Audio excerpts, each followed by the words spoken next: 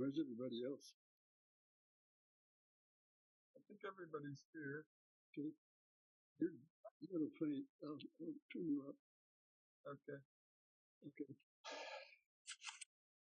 So Sojun's going to start, and he might have something to say, or we might just start.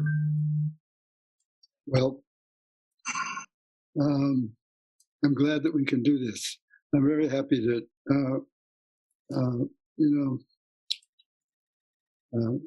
I appreciate our Zooming.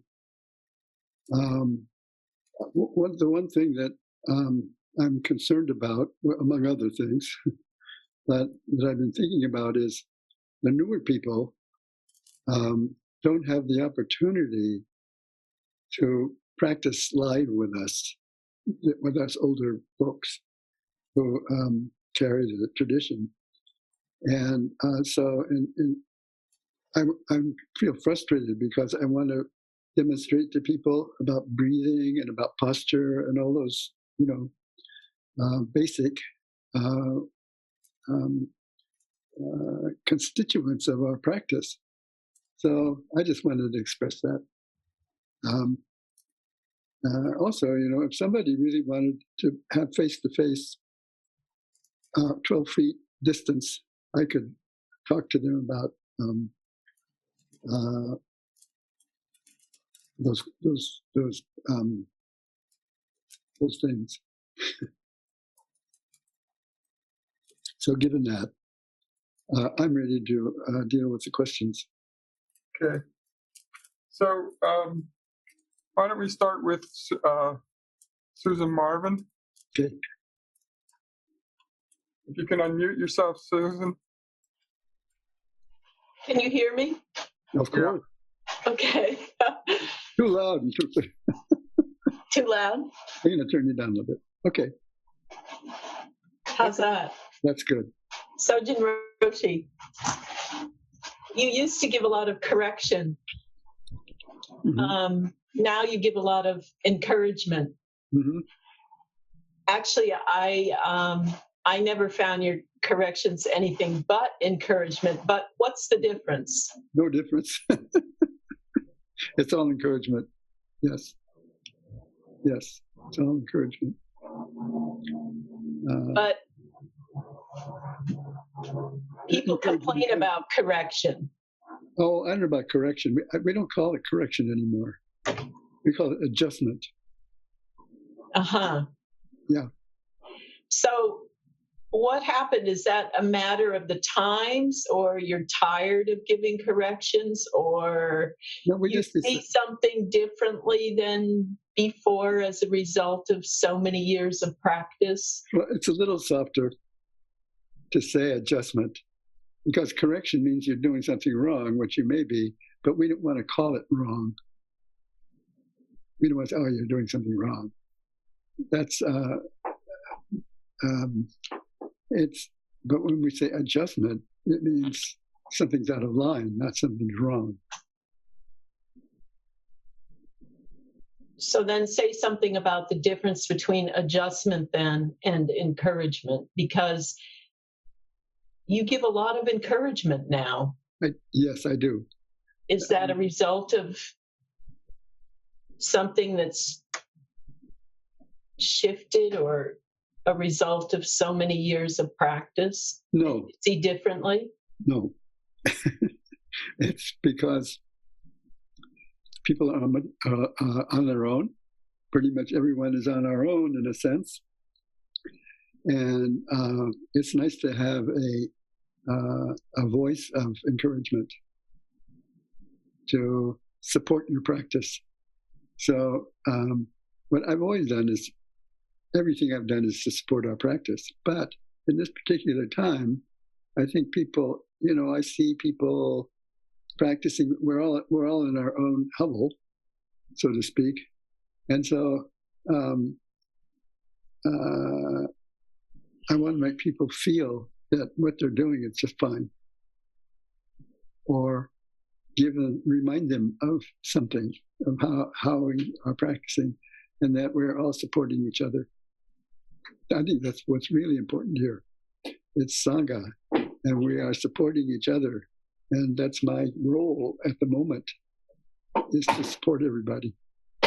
So, and it's very encouraging to get to let people know that they're on the right track or the wrong track. But I don't usually say you're on the wrong track. I usually say you're on the right track. Just keep doing what you're doing, unless they really need something. And there are and there are a number of people who I don't know what their level of having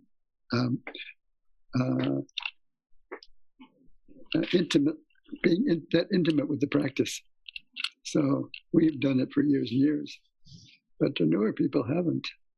A lot of newer people haven't. And so, we absorb the practice through our pores, through association with each other in zazen and in work and in teaching and in so forth. So that's the way we've always done this. So we kind of we may take that for granted. So that's not possible right now. So to be able to really encourage people by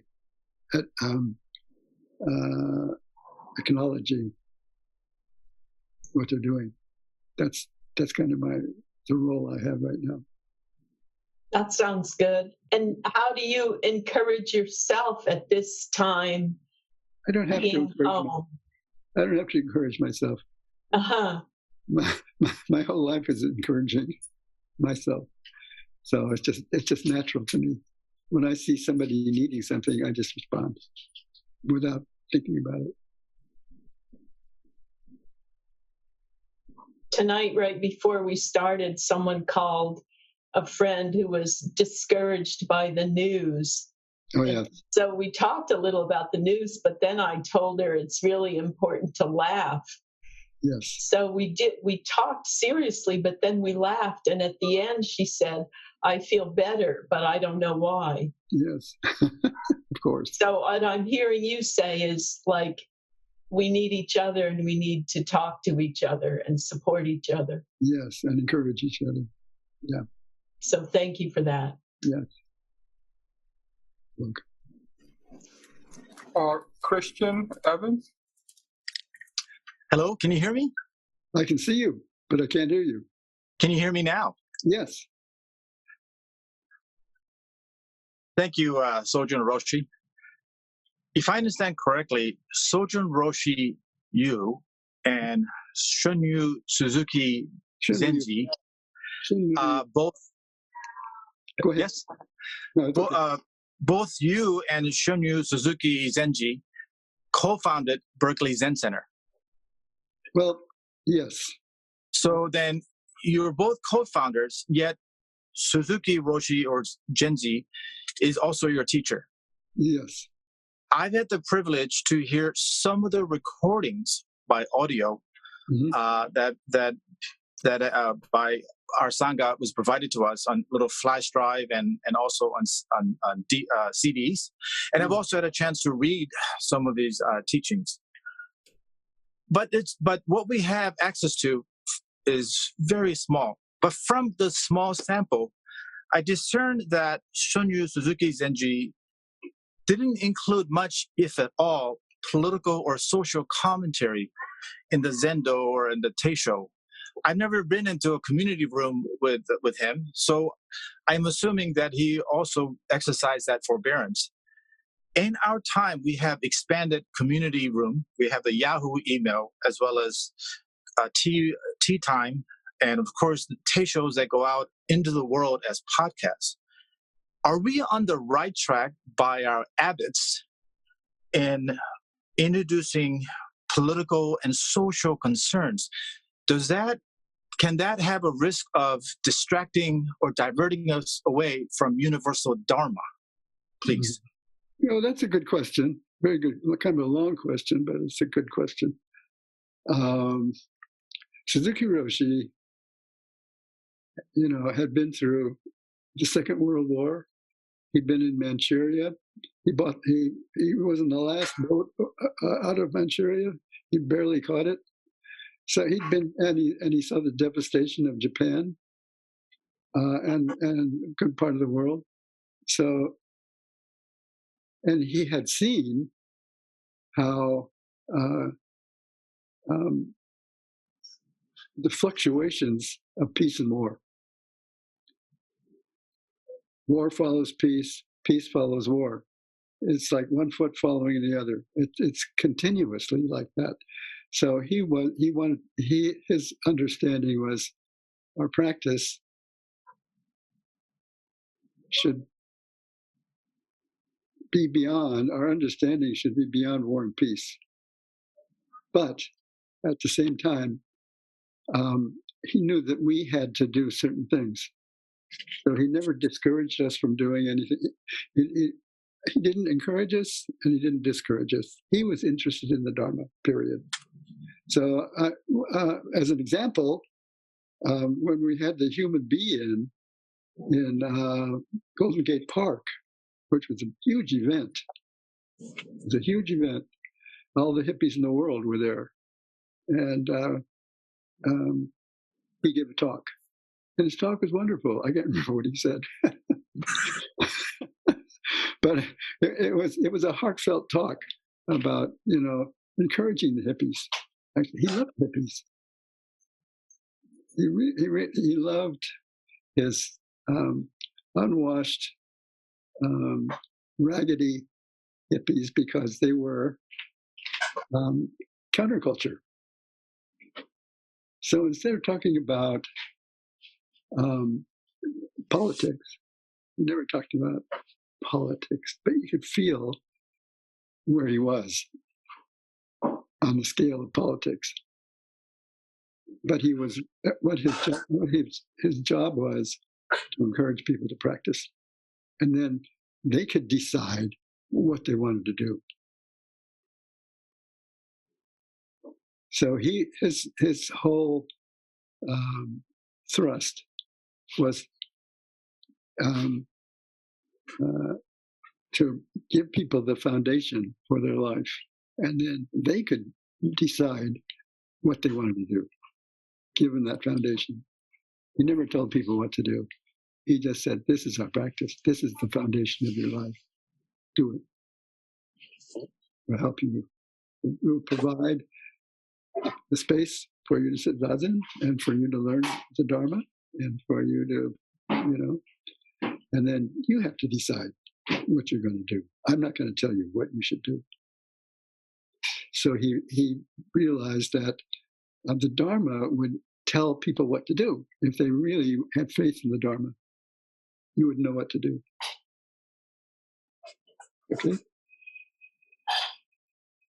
But now, are we on the right path with you and your successor, Abbott? Do we need some adjustment? Yeah, we're on the right path.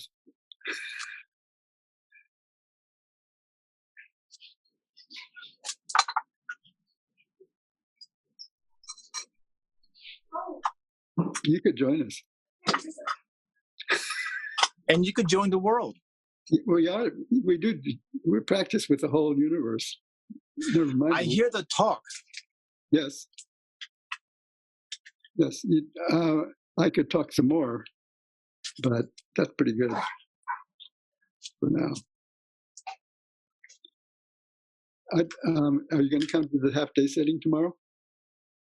No, I need to work. You do. Okay. Or I get to work. Yeah, you get to work. So I think my talk will be recorded.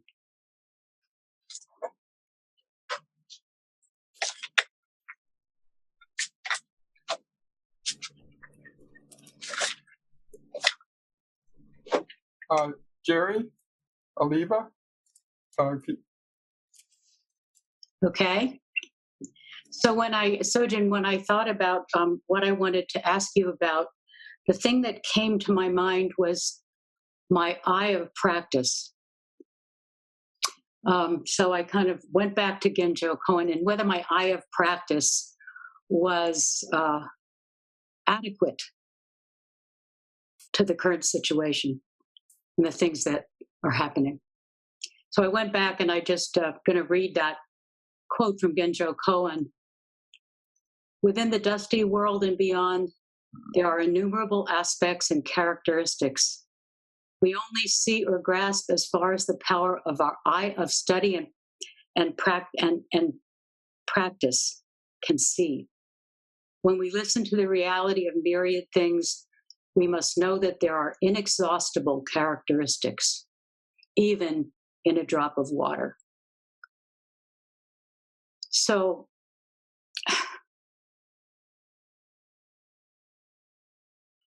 in this place now of the enormity of change, multiplicity of challenges,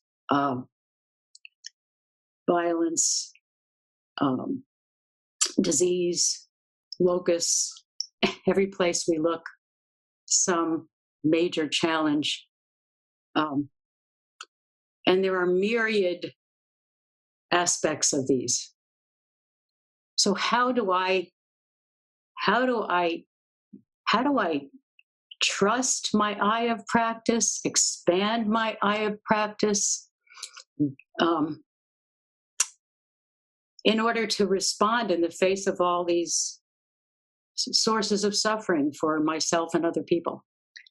Well, I'll answer your question with a question first.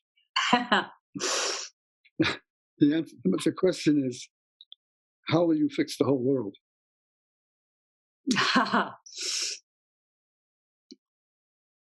And then the answer That's a good question. I can only deal with what's in front of me. yes. So that's your answer. You can only deal with what's in I can only deal with what's in front of me. Yes, and that covers the whole world. There's so much.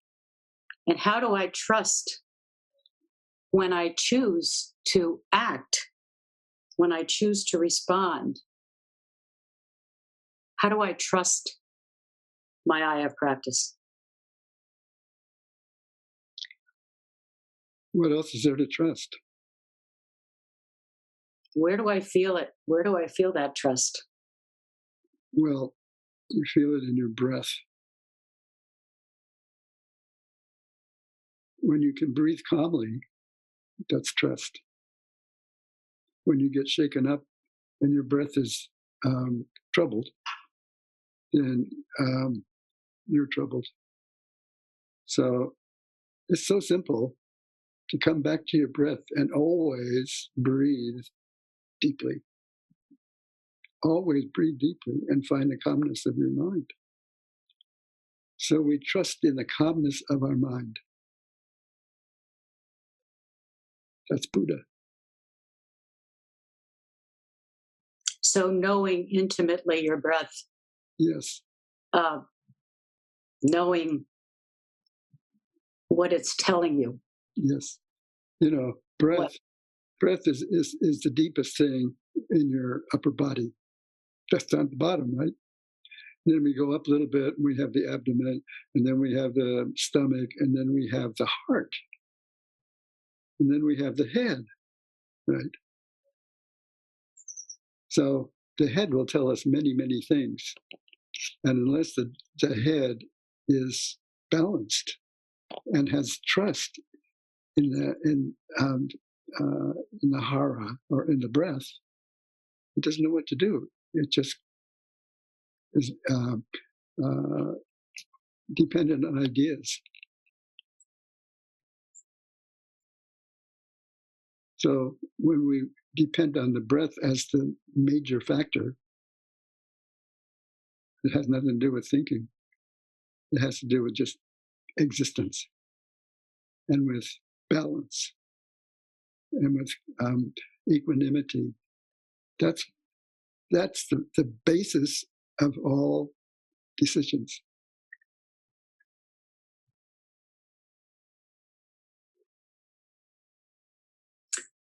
So the trusting of our practice, our breathing practice, what it feels like in the gut and in the heart.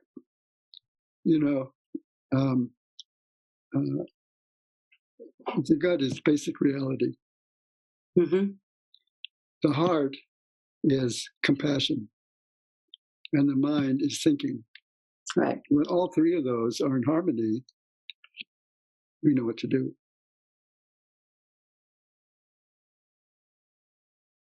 If we don't, then look and see which one of those three is out of balance. Because we're depending on the head all the time. That's why you're hesitating.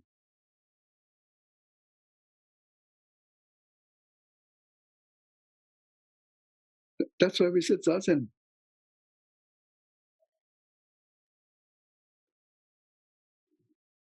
To bring those three aspects into balance. And then when you stand up, your head is clear. Hopefully. So it's called just taking care of your corner of the room. If you take care of the corner of your room thoroughly, you'll know what the next step is.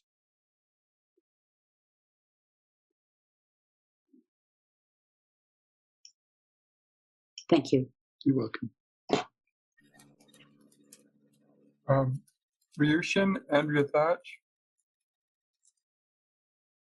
Good evening, Sojun. Good evening. Can you see me? I do. You look really, really wonderful, actually. Thank you. It looks good. It's so good to be here with you. I feel so fortunate that we're all here practicing together and practicing with you. Thank you. So this is a question that has been in my mind for many a dog walk that we've taken, and it's kind of a personal question, but I wanted to have it in a more formal way with you. Okay. And it has resonance with Jerry's. So I was ordained 15 years ago. And over the years, I've done many things and taught classes and led groups. And over the years, I several times went out and thought about being a teacher and interviewed to be a teacher in different places. And somehow that just never seemed to happen. Sometimes I wasn't ready, and sometimes it just didn't happen. And so I've wondered if that's because of a lack of confidence, or a lack of imagination, or a lack of trust in the Dharma, or maybe it's because of just not understanding myself well enough and what my abilities and my karmic positions. What do you see? Impatience.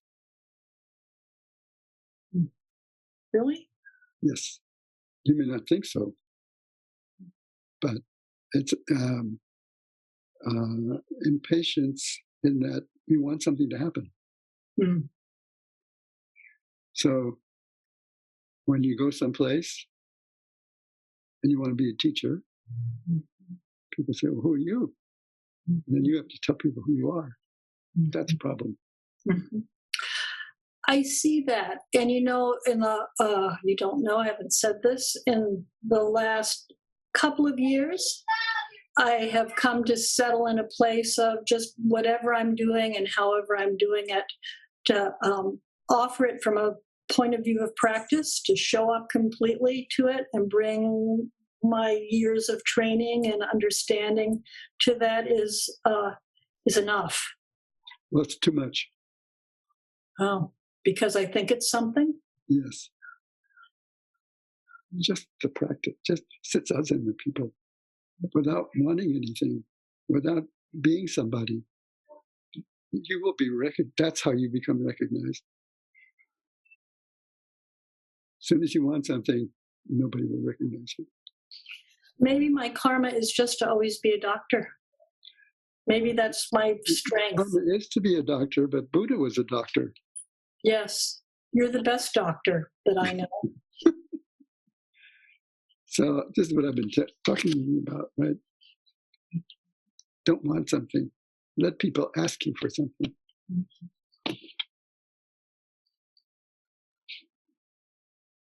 They will if you let go.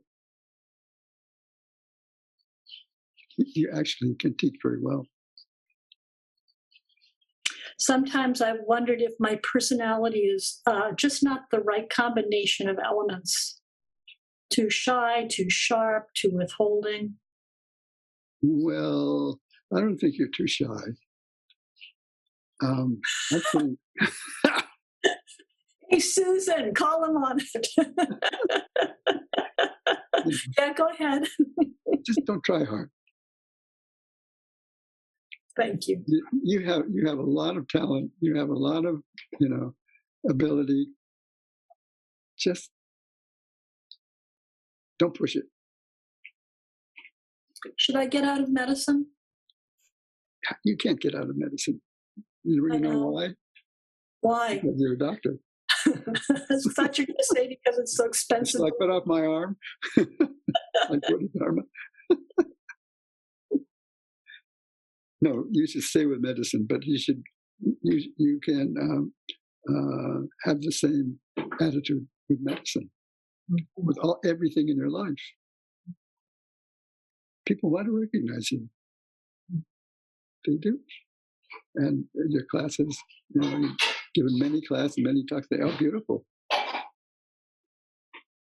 But wait to be asked. Some people don't wait. They just kind of put themselves forward. Yes. And then they wonder why they don't get anywhere.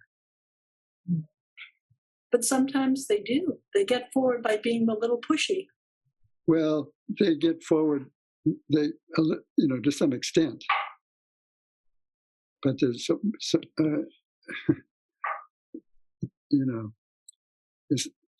there's so many, or there are a number of people who want something, and the more they want, the more they refuse it. Yeah, I hear that. Yes. Maybe they get a little gaining or something like that, by trickery or something. Or that because we need somebody to do something. This has always been a problem in maintaining positions. Somebody can do something really well, and so we put them in that position, but it's not a good idea. No, then they don't want to let it go. Yes, or whatever. Yeah. Yeah. So we should be just content with just being who we are, with just what we have. When let me say this: when you're just content with who you are, with what you are, and not asking for anything, that's the fastest way to advance. And not to have doubt about who we are. Or don't have any doubts. Then you don't have doubts about who you are. Say that, I'm sorry? That's when you don't have that.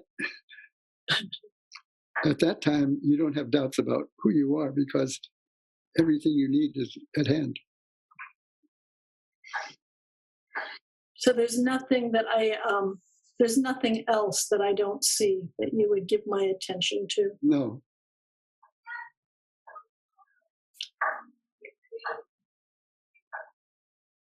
Thank you. You're perfectly capable. But don't use it. Thank you. It's an art. It's an art to have that balance, for me to have the confidence, but not to make something of it. The art of living. Yeah.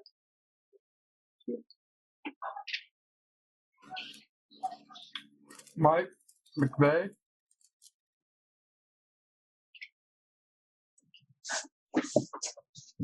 Hello. Hi. Yes. So, question for you, Sojun. I've thought about the three refuges of Buddha, Dharma, and Sangha. That last one, what is it? Yeah, it's you. Me? It's you, yes. Sangha doesn't necessarily mean a lot of people. Mm-hmm. It means it can mean a lot of people or it can mean one person. Well, I know that there, and Not Always So, Shinryu Suzuki talked about people dragging furniture across the floor upstairs in a way that was like starting wars. There's a lot of furniture. I'm in a one-story house, but I still have a lot of furniture being dragged across the floor above my head all the time. Yeah. So back when we had Page Street, when we got Page Street, usually the Zendo is on the top floor. Yes. But we had to put it on the bottom floor, and with the dining room on the top floor. Yes. So people would drag the furniture, drag the chairs, and you could hear it. But that's only one aspect. The other aspect is, what are you doing to the chair? Yeah. How are you treating the chair? Are you treating the chair just as an object, whereas the chair is a living being in the form of a chair? May not, it's an insentient being, but we think about things as all beings are sentient beings. There's a lot of chairs being dragged around all the time. Yes. So you treat the chair like you treat your head, or the way it's a living being. And would you drag your kid around like you drag the chair around?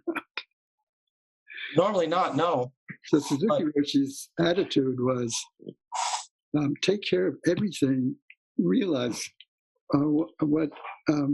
realize that everything has its own own existence, even though it's passing through. Mm-hmm.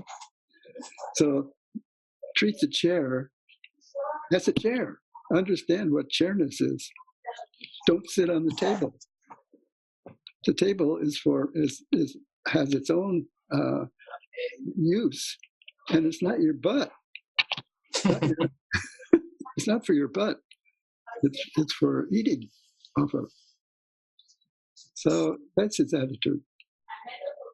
Is take care of everything like your own head.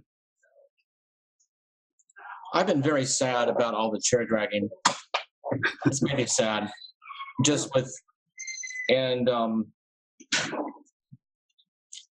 I'm starting to kind of maybe tune it out, shut it down. Don't pay. Yeah. Just we do. It's Mr. Rogers. Mm-hmm. I didn't think much of Mr. Rogers because he wasn't there when I was a kid, but when my kid was there,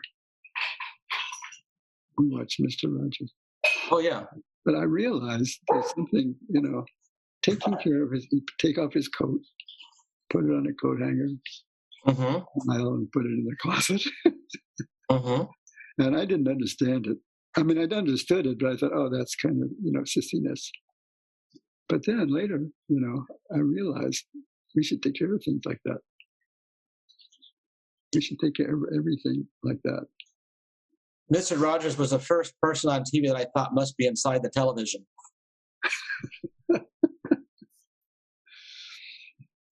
So that was kind of special. That was very special, yeah. Who is that man looking at me? Mm-hmm. Yeah.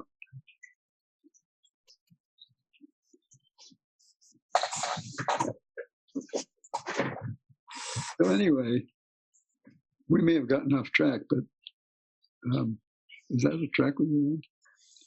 Well, it was about the nature of Sangha, which seems confused and difficult and not clear and not simple. It's just, it become very clear if you treat everybody like Buddha and treat all insentient beings as Buddha, then it becomes very clear. I have tools I don't treat very well. You don't what? I have tools for my business I don't treat very well. Yes, that's another aspect. I remember when we were at Tassajara, we always washed all the tools before, after work was done. I don't know if we still do that, but I remember that's the way we took care of our tools. They all should be washed. It's a lot of work. It is. Taking care of things like tools is a lot of work. Yes, but that's our practice. Words are tools. Both. Work and tools. Words, no, words are tools. Yes, the words are definitely tools. And sometimes they are very destructive. Yes, indeed. Yes, indeed. Sometimes they need to demolish things, just like a demolition hammer, but they might go too far. Mm-hmm. Well, knowing just how far to go is practice. Yes. There's no such thing as non-practice if you're a practitioner. Yes. Everything that falls into your hands, your whole environment, is all part of you. And the way you activate yourself is how your environment exists. We influence everything around, all of our surroundings, and people take cues from us. Yes. Yeah, well, we're learning something from everything, and everything is learning something from us. So we're students and we're teachers.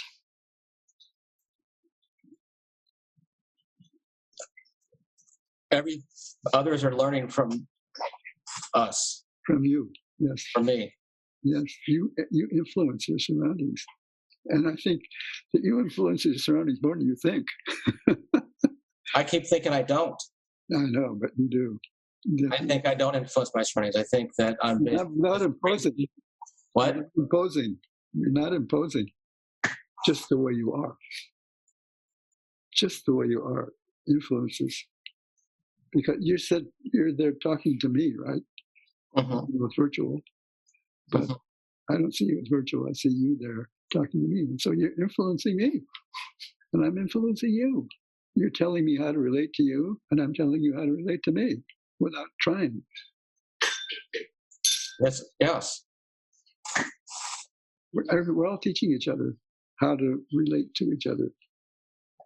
You may be scared of this guy, so you relate to him in a certain way. You may not be, and you relate to him in a different way. Yes. I've had a crazy band of carpenters work for me over the years. Yes, so you know. Each one's different. Each one is different. Yeah.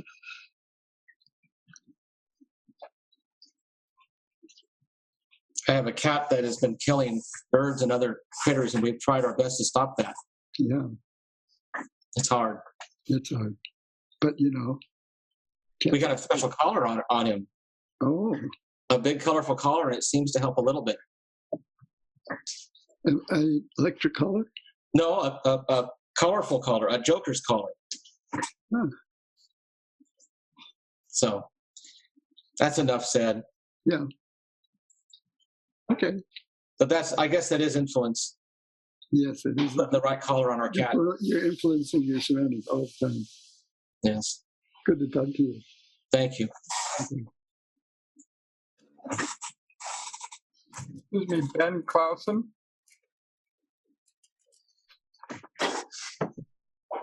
Hi, Sojun. Hi. So my question is about the 6 realms of existence, and You mean the 6? Yeah, okay. The 6 worlds. The 6 worlds. Yeah. And in particular, the human world. Yes.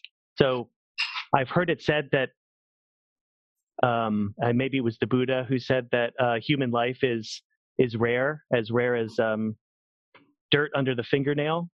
And so we should take the opportunity of this human life to practice fully. Yes. And I think I've also read or heard it taught that of the 6 worlds, the human world is the world where encountering and practicing the Buddha Dharma is most possible. Yes. And I can understand how maybe being a hungry ghost or being in the hell realm makes it difficult to practice. And I think I understand how being in a heavenly realm might make it difficult to practice because maybe there's too much comfort. So can you say something about why the human world is the place that's most auspicious for practice, and Yes, because well, animals practice unconsciously. They don't think about Buddha or practice or anything. They just are totally present on each moment. They're already there. Whereas humans have to work really hard to get there. So it's not like humans are better. It's just that we are a higher species in the sense that we have a different kind of destiny than the animals. There are many animals that are close to us, like dogs and cats, but they don't know anything about nirvana. You know? So all the animals are there to help us do this, and we're slaughtering them like crazy. You know, we cultivate them, but the wild animals really are there to teach us if we can learn from them. The American Indians knew all this, you know, the eagle and all the animals had a place in the hierarchy of their animal world, and they're all teaching us something. So instead of killing them and eating them, I do every once in a while. I eat a chicken or fish, so but basically, but that's part of it as well.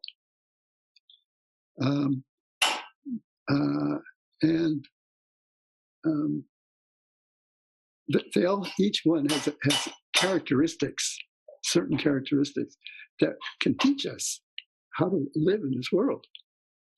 So we have to pay attention to that. So human beings are working. Not all human beings.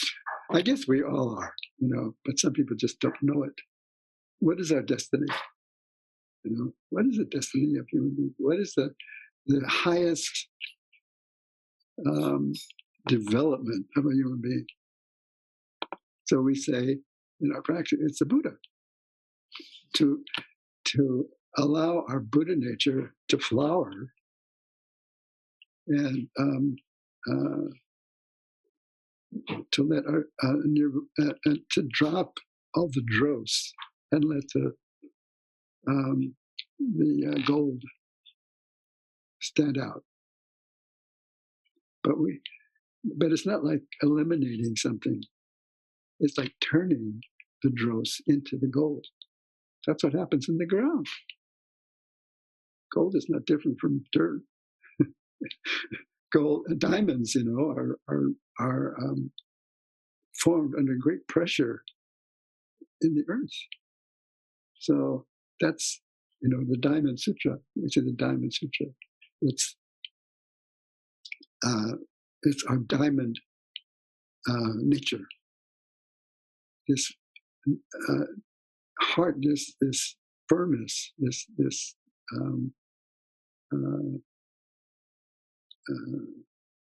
strength and development and brilliance, you know, is our destiny.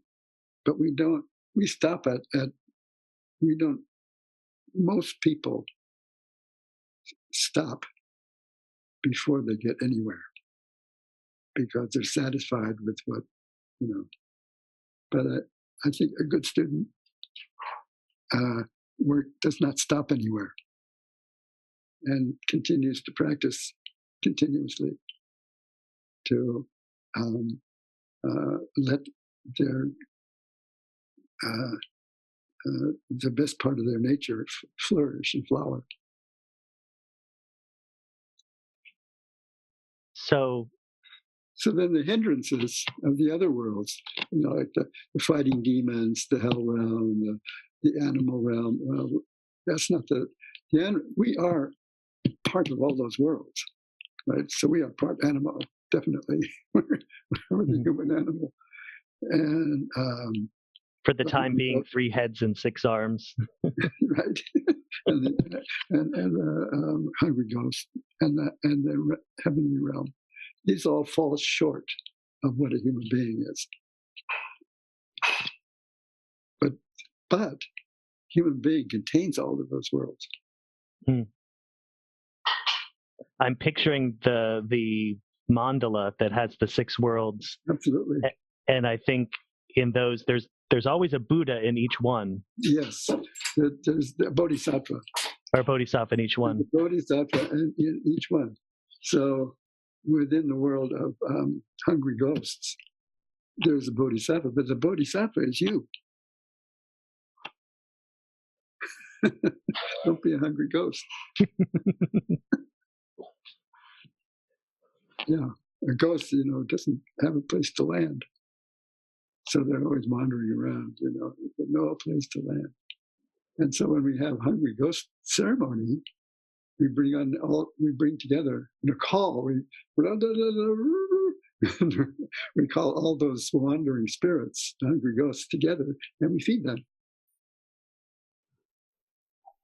So when we come back to, as you said earlier, to our hara and our heart and our mind in balance, as in Zazen, is that us returning to the human world where we can manifest Buddha?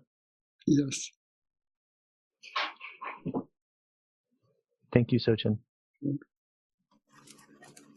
I don't think Troy's here, isn't Troy? Are you here? Teresa Lesko.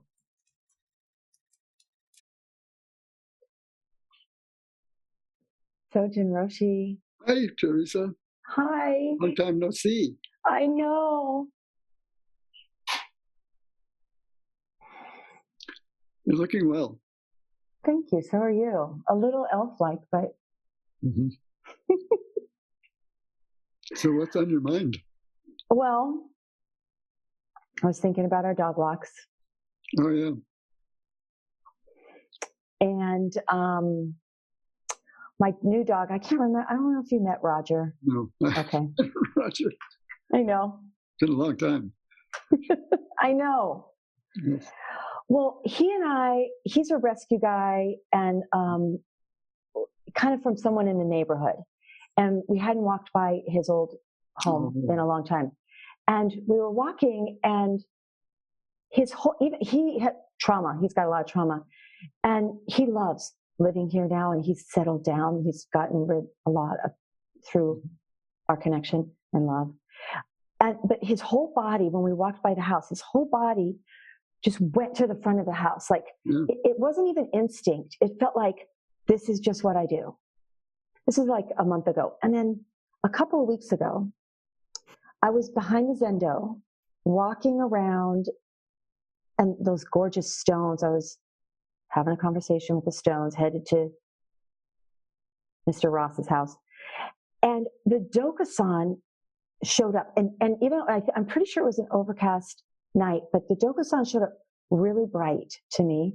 And my body did that same thing. Mm-hmm. And it was like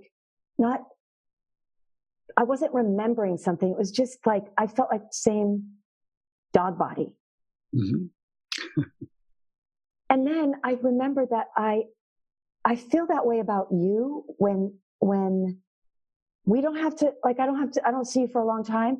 And I miss you, but I don't miss you because when I see you, there's no expectation, but we're just there. Mm-hmm. But how do we do that on this? How do we meet? How do you meet me? How do I meet you? How do I be Sangha when I still identify as a Zen student, but I rarely go to the Zen center? Yeah. When you sit Zazen, yeah, you meet me.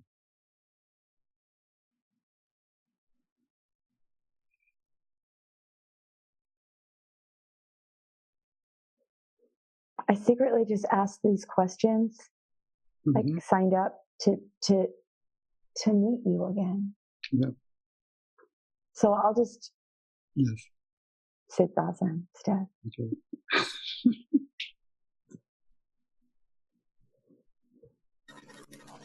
Ellen Webb. Good evening, Sojun. Can you hear me? Oh, yes. Okay. So on Saturday, when you were talking about the 3 marks of existence, Yes. at some point you just sort of, almost as an aside, you said, oops, sorry. You said that imagination was important, but the 3 marks of existence weren't imagined. They were, what was so or what was true. Yes. But which that completely made sense to me. But I was wondering, when you said that, sort of what place the imagination has in our practice. Well, everything we think is imagination. Everything we think is imagination. So that's why we if we want to go beyond imagination, don't think.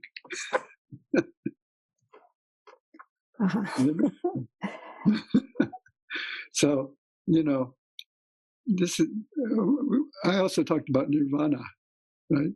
That was the third one. Mm-hmm. So nirvana is to go beyond thinking. Mm-hmm. And nirvana includes thinking. But when we drop everything, it's easier for nirvana to stand out. It's like we take off the dress. Okay. Yeah. But that doesn't mean we shouldn't think. Right. We should have correct thinking. So, yeah. Okay, go ahead. Not destructive thinking, or not, not delusional thinking. But when we touch nirvana, it's possible for us to have correct thinking.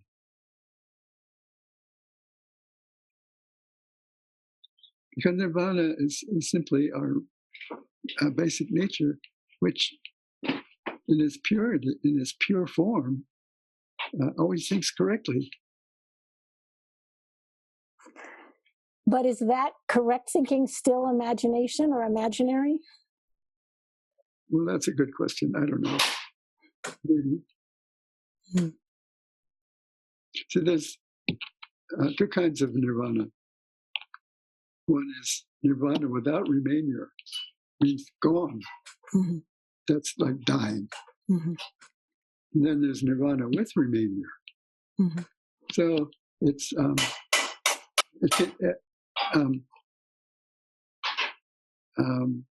you can't live without imagination. You mm-hmm. can't really operate without imagination. But imagination means so many different things. Right, that's true. So imagination is making images, mm-hmm. Imagination, mm-hmm. right? So we're creating images. And when we create images, it's harder to touch directly. Mm-hmm. That's why when we say zazen, it's nirvana, if we do it correctly. Right. You're not creating something. It's pure creation. It's not creation. It's pure creation. Mm-hmm. And so it's beyond imagination. But that doesn't. When we are operating in the world, we need imagination. Right. So when we sit zazen for one period, mm-hmm. we let go of imagination. Mm-hmm. We don't depend on it. When we sit for a week, mm-hmm. we let go of imagination for a week, even though imagination pops up. Right.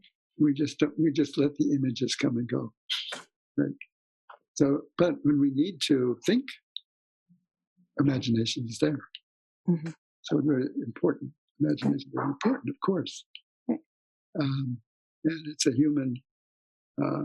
We wouldn't eliminate imagination because then we would be removing part of our natural endowment. Okay, that's good. Thank you. Okay. Okay.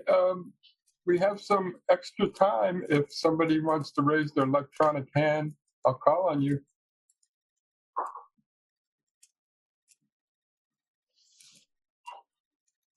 Raghav? Thank you, Gary. Oh, hi. Hi, Sojun. Hi. I'm waiting for your picture to come up. Okay.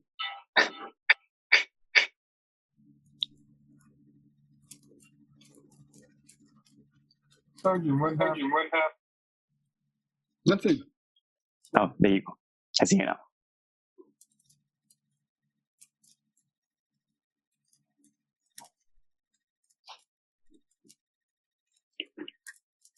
Every time I see you, I'm encouraged. I want to thank you for you just being you for, I guess, since all this time, because of your practice. And I think that's changed my trajectory in life. I was listening to Suzuki Roshi's talk. Maybe this was the last recorded talk he gave in 71. He talked about, I think he was encouraging his students to go beyond human problems.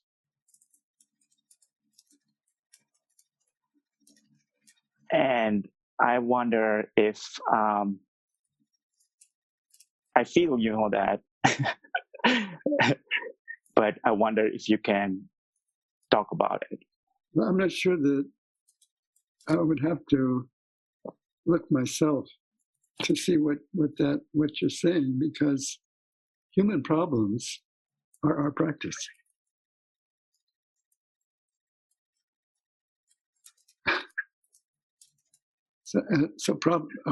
Our problems are our practice.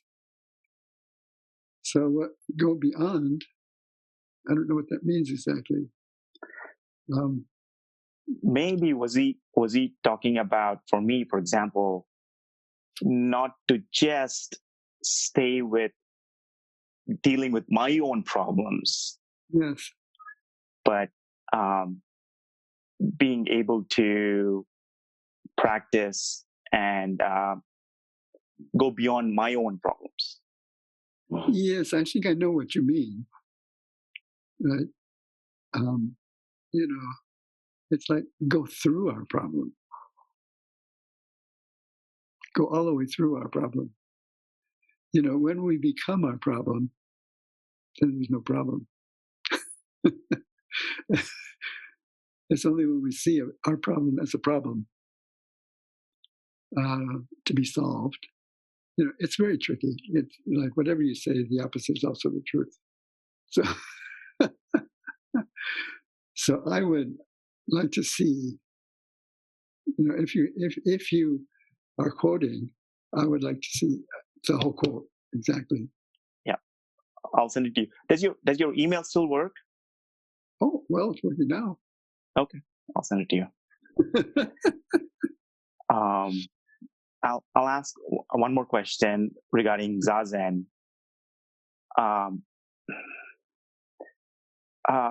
So I was practicing with keeping my attention on the bodies. For example, the body touching the cushion, my leg touching the cushion. And I've tried to practice that also off the cushion. Like, for example, if I'm walking, just notice my feet standing. Mm-hmm. But I wonder,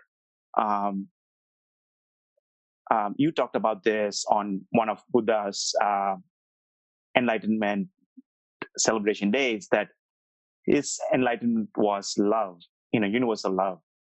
Oh, yes. Mm-hmm. So I wonder, when I sit Zazen, or even off the cushion, that feeling of love, it needs to be a part of my being, something like that. Well, think about that off the cushion. When you're on the cushion, don't think.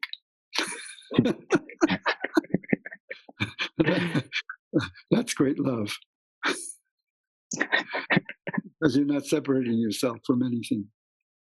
You're one with everything, as they say about hot dogs. You're one, you're one with everything. You're not separating yourself from anything. That's true love. It's not separating yourself.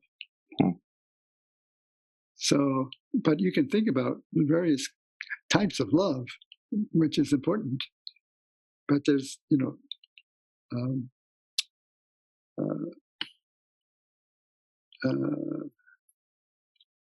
kindness, and there's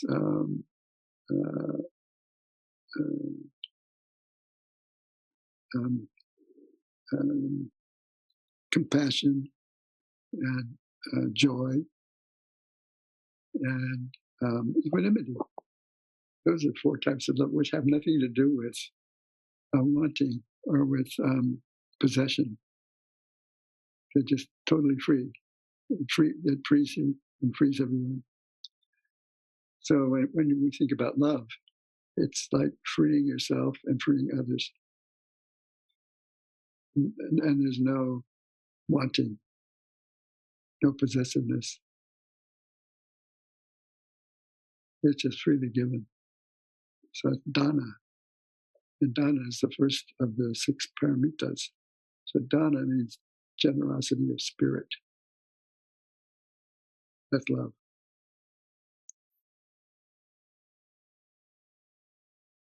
And then there's love of your family, and other, and all that. And then there's depraved love, which always gets you in trouble.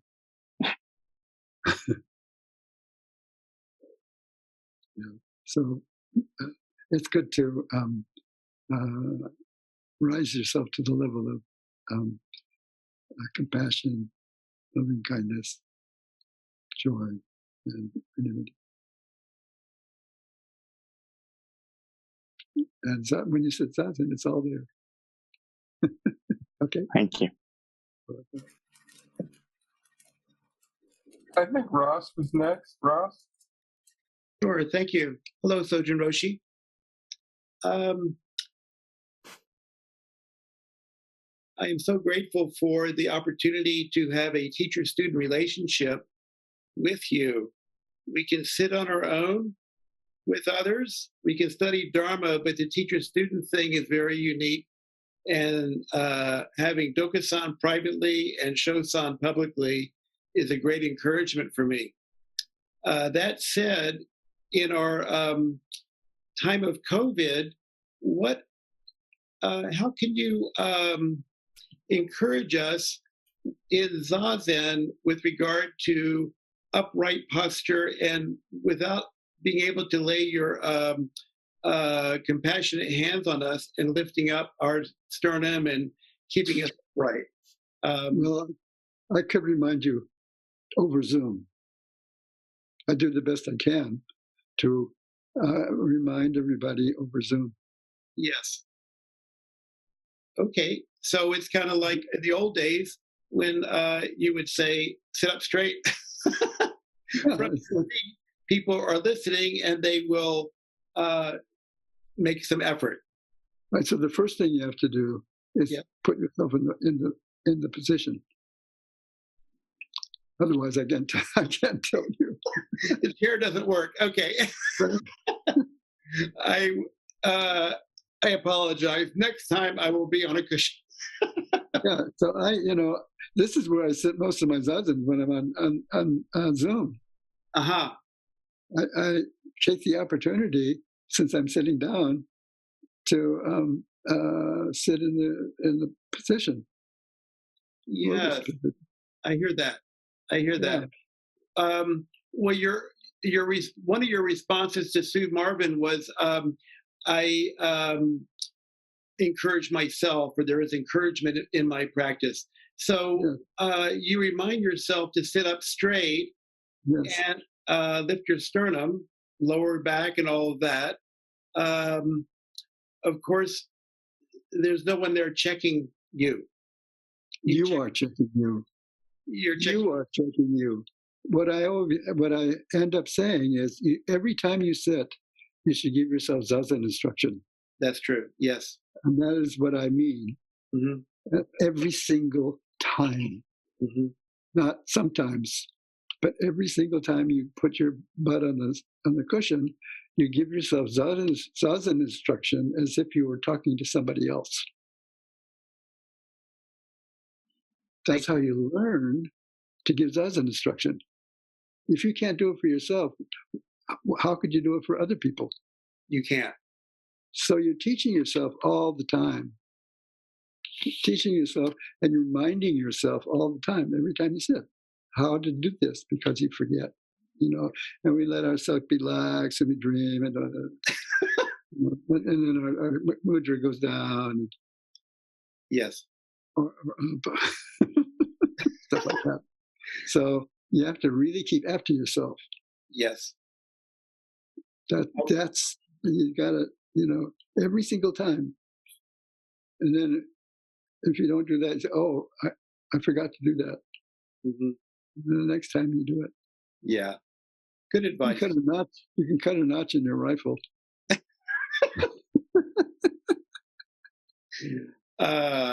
Okay. Well, thank you so much. That's great encouragement from my virtual teacher. Yes, I'm glad to have you as my student. Yes, thank you. You're welcome. Carol has her hand up. Carol Paul. Okay. Hello, Sojun. Hey. Can you hear me, Sojun? Oh, yeah, loud and clear. Oh, good. Good to see you.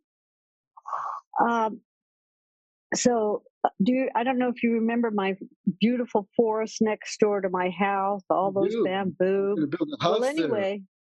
What's that? You're going to build a house there.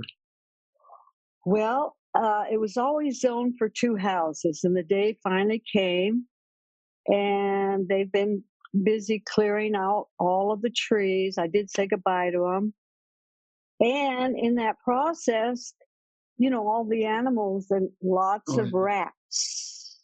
Oh, yeah. Lots of rats have come over to live with me. And, they keep me up at night, I will say. They've been around all year, but, they seem more and more.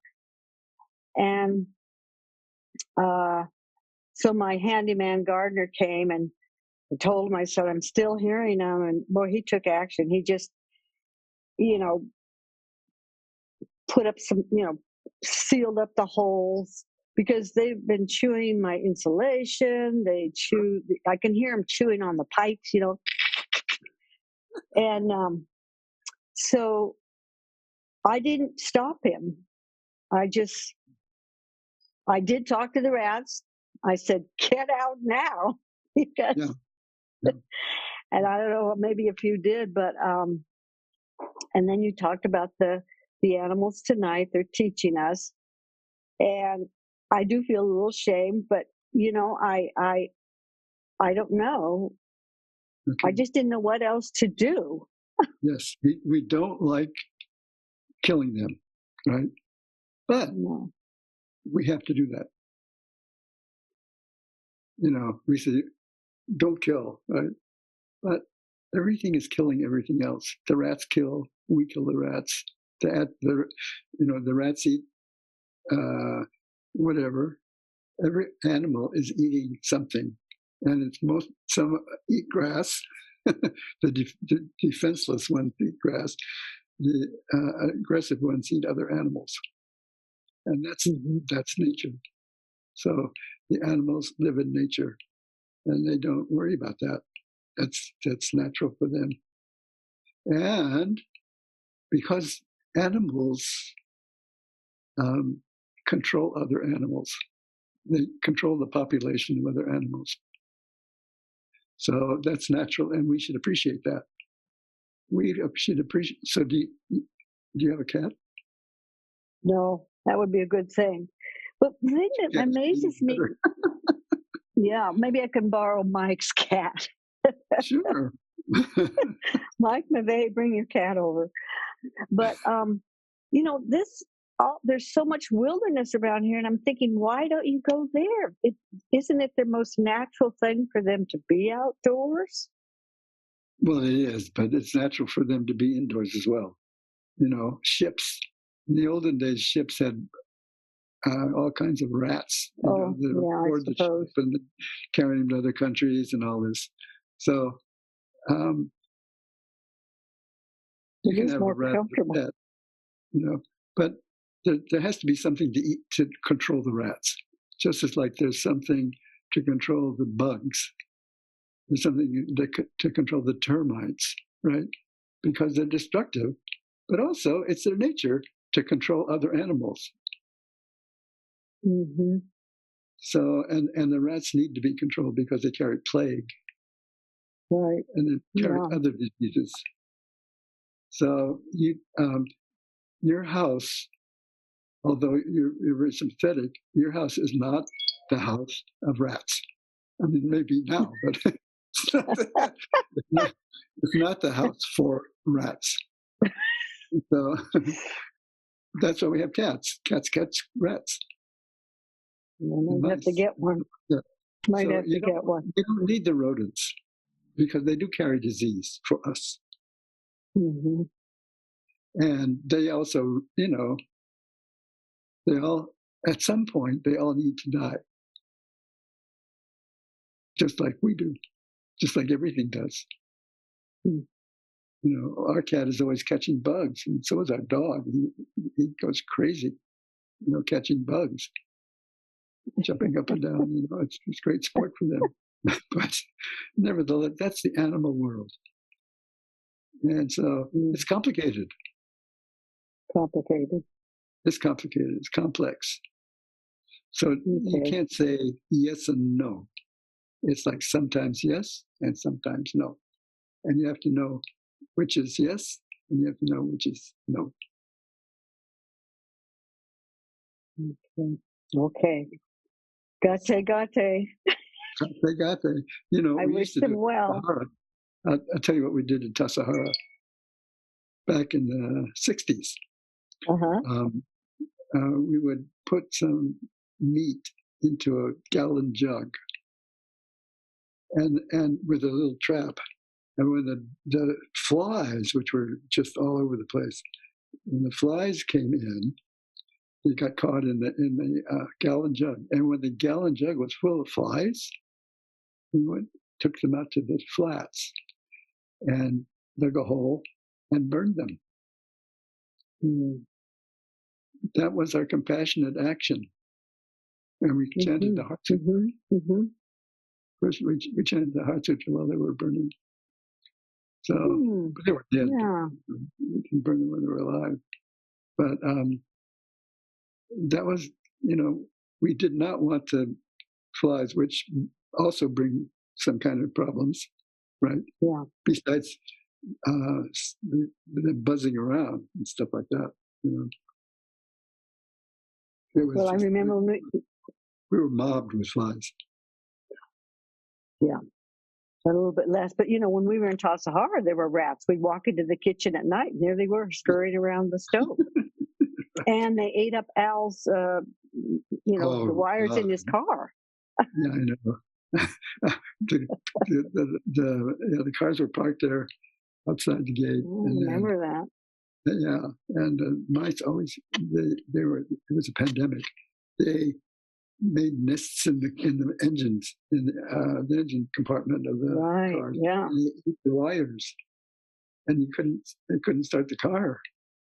It cost him Al about $300 or something, or maybe more. Oh, a lot more than that, I think. He had to leave Tassajara to get it. Oh, yeah. Yeah. So, other animals. Just deal with it. Yeah, other animals take care of other animals. Animals take care of other animals by reducing their presence to a reasonable number. That's why it's so hard. You take away the wolves and you take away the predators, and then the other animals grow too many. So of course we have way too many rats and stuff like that. Yeah. So the problem. we being an animal, we also take care of the rats in our own way. Yeah. Okay. Okay. So we just remember. I'll sleep better tonight. Good. Thank you, Okay. Sojun. Welcome. So, Sojun, we're close to ending time, but there's 2 more people. Do you still? That's fine with me. That's fine? Bring 'em on. Okay. Go ahead, Joel. Joel Fang. Sojun Roshi. Where are you? I'm okay. How are you? No, where are you? Where I am in the bedroom. Oh, there you are. Okay, I got you. Okay, cool. And Sojun Roshi, today got a call from a very good friend who's been having a lot of trouble. Bipolar 1. He was manic and really psychotic, and now he's been very depressed. And he checked himself into, I don't know, some kind of halfway house, not a hospital. And he's been very, he's been calling a lot, which is fine. And I try to help him, which is fine. And my basic thing is to, of course, be kind. And above all, to try to remember that it's most important to listen to him rather than to feel I know. I mean, when I feel I can say something. And that's hard because I talk too much. But anyway, so I just thought I'd mention that and get your feedback for ideas that might arise for you of how I can help him. Well, one way to help, I don't know, I'm not a diagnostic, but one way to help is to just listen. And exactly. That's in a case, many cases,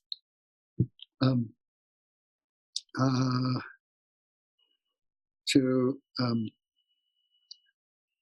just be present and do nothing. And do nothing. Just breathe. Just be present and do nothing. Or what seems appropriate. No, don't try to do too much. Yes. So to just know that, for him to know that somebody is there who has a presence. You could even do a little zazen. Yeah. While I'm talking to him. I would do zazen while I'm talking to him on the phone, or I breathe in any case. On the phone. It's with it's all on the phone. The problem. It's a problem of talking. I'm not trying to solve everything through talking. Doesn't work. Well, sometimes it works. I don't say it will never work, but it's not. It's all imagination. Yeah. Yeah. All the words.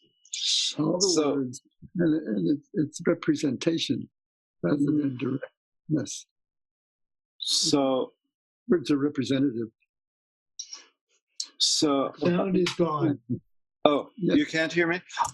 Can you hear me now? Okay. So it comes up with what we were talking about last time. The just be there with the breath and find the center and listen from the center.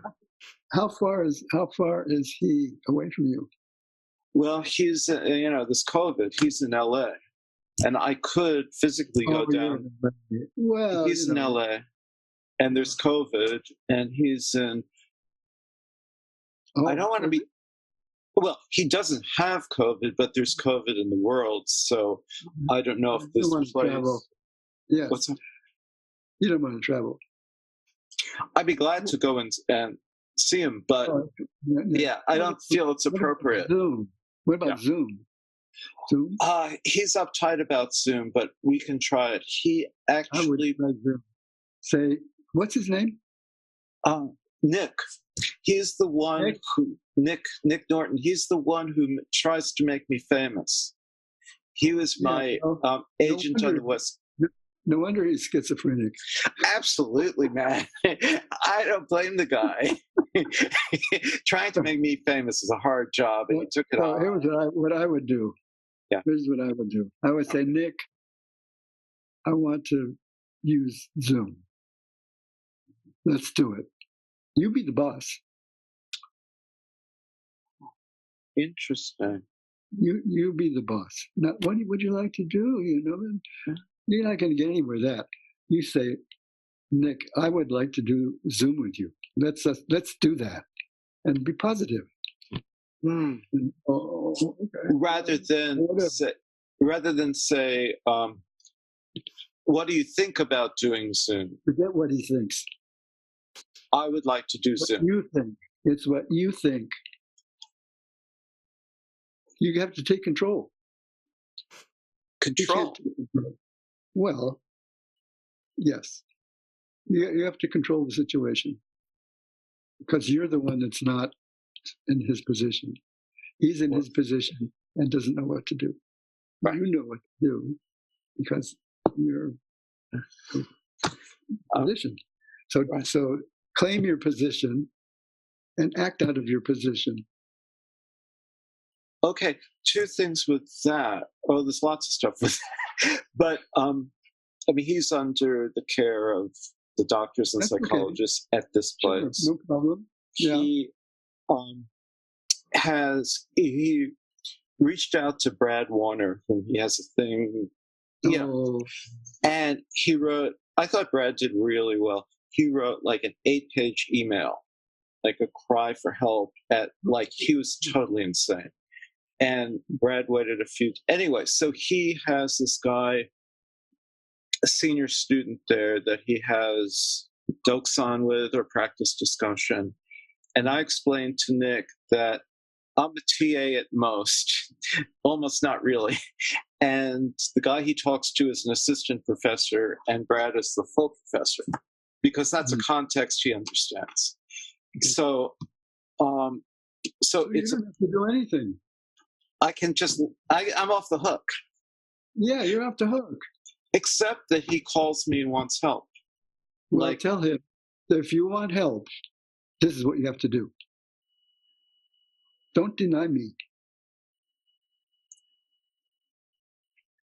This is as far as I go with you about this. You're asking, and I'm telling you. Yeah, right. This is true. That's it. That's my opinion. You do whatever you want, but that's my opinion, and I'm not going to change it. Thank you for not changing it. Well, I will ask him. Okay. Okay. Thank you, Sojun Roshi. Love you. Sojun, one more. We have Linda Hess.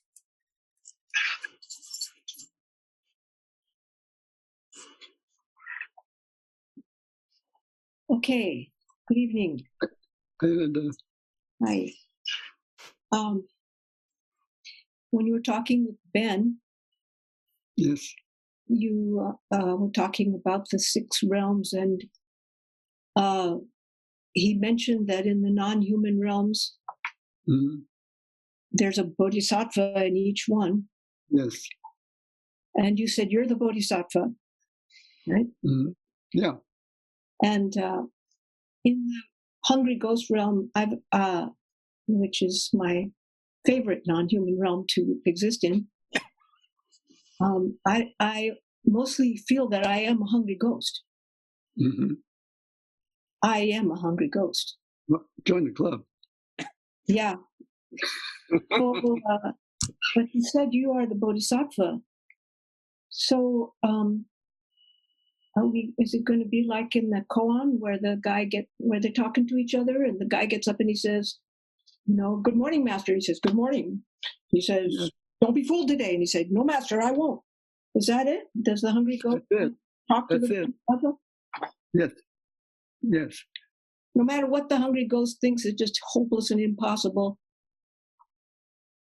we find a way to have that dialogue? Yes, there is a way. This is Buddhism. There's always a way.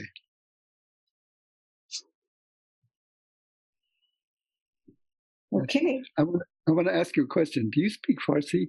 Do you read it? No, I speak Okay. Hindi. Oh, Hindi. Okay. I thought you were going to ask me an interesting question. Well, it was a selfish question. So. Okay.